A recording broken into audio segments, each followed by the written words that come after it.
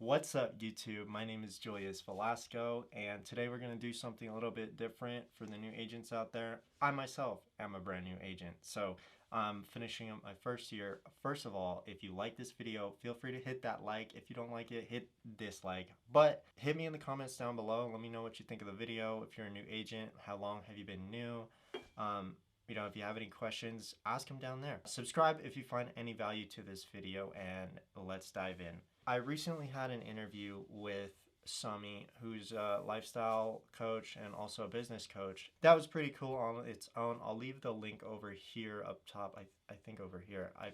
My thing's mirrored. So up in the corners, you're going to get a link to go view that video after you watch this one. One of the main points I want to talk to in this one is just how to stay focused. I'm going to be upfront and honest with you guys that I haven't closed like more than 10 deals. I closed 5, but at the same time, I was fortunate enough to do so. With that, the major key for me was just to stay focused, right? Like, see who I can help. I don't know. I felt like I wanted to share my experience through the pandemic and what I did. So I had a part-time job, and I was really letting people know that I'm an agent. And that was one of the first things, is if your sphere doesn't know that you're an agent, then you definitely want to make that clear to them, because people forget about you. I had multiple people, friends of mine, who used another agent just because they didn't know. Like, how can I blame them for that? You can't. Sharing that with your sphere of influence, whether it's Facebook, small talk even. That's how I actually got some of those deals, was just letting people know. How did I stay focused? I mainly stayed focused because my motivation was my family, and I wanted to get into this business as a full-time thing.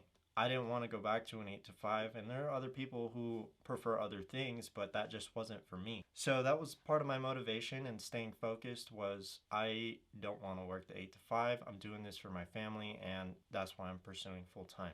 So if you don't know where to start yet, start with your motivation and why you're getting into business. Secondly, I kind of want to dive into the effects of the pandemic and how it affected me. I actually kind of experienced a little bit of it. Starting out, my first 3 months, I did a little bit of open houses, door knocking, and all those things that we should be doing as agents. If you're not lead generating and you don't have any clients, like, one of the biggest things that I heard in my market from, a top producing agent is the main job that you should be doing is prospecting. But it's true. Like, if you have nothing else to do, then you still have prospecting to do. Anyways, with that being said, so I faced all the person-to-person kind of prospecting methods, and I really got hit with, no, you're going back to cold calling.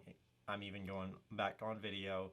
And I kind of fell off that, where I'm still trying to adjust my schedule. And part of understanding how you're managing your business is understanding who you are.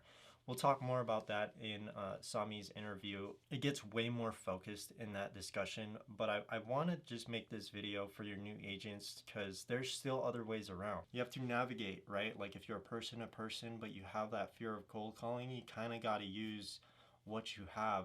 I don't know, maybe even FaceTime people. Like, I just got off a cold call 2 days ago where a lady had called me back using FaceTime, and it was actually a pretty funny story, because I FaceTimed her back, and it was like, who is this? Why are we FaceTiming? If she didn't have an agent, I'm pretty sure I would have nailed it. Anyways, it's like, find the little things to adjust your strategy, because the pandemic, it was a real realization for a lot of people that you can't be doing business the same way that you were maybe like even 2 years ago. I don't know, it kind of threw a wrench in everything. What I'm trying to get into is be comfortable being uncomfortable. I'm pretty sure that's been said before, because I found that somewhere else.